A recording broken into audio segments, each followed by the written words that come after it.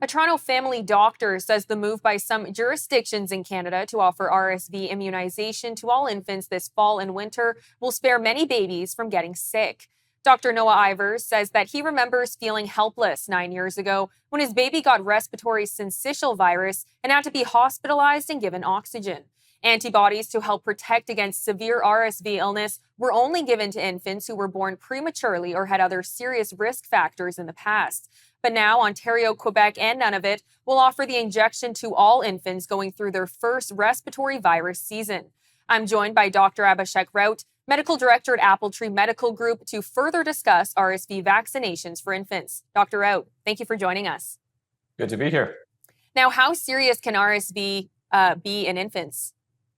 Well, RSV, or respiratory syncytial virus, it can be quite serious actually in infants, especially those under 6 months old.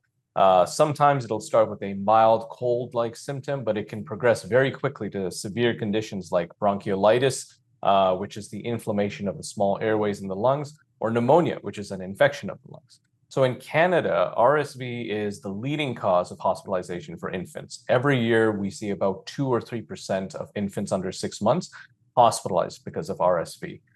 It can cause significant respiratory distress, and require oxygen therapy or even IV fluids.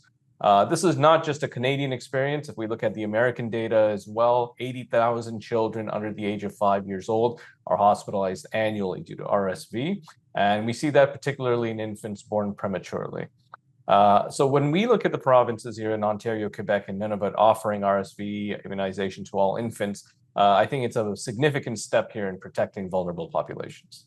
Now, I did want to ask, what are the benefits of these provinces and territories in Canada now offering the injections? Well, I think it's great that multiple provinces are offering it at around the same time. What we see with this level of coordination is typically reduced hospitalizations. Now, we know that RSV is that leading cause of hospitalizations, but by many provinces doing it together, I think you'll find an even further decrease in hospitalizations. It also shows protection for vulnerable populations, in this case, infants born prematurely.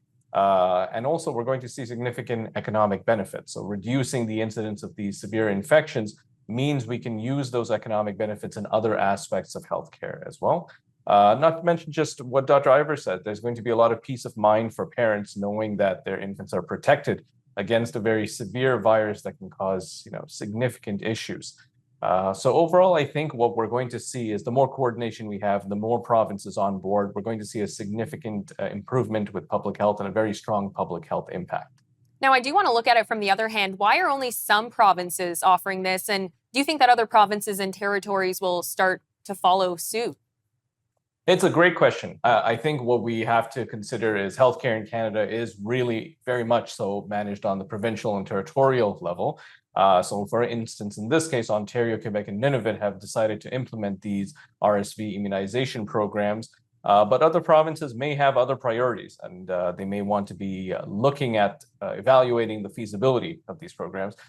There's significant resource allocation and logistical resources required for a province to really put on a new vaccination or cover a new immunization. Ontario, with the largest healthcare budget, certainly has been able to allocate the necessary funds, but I think it would be harder for smaller provinces there.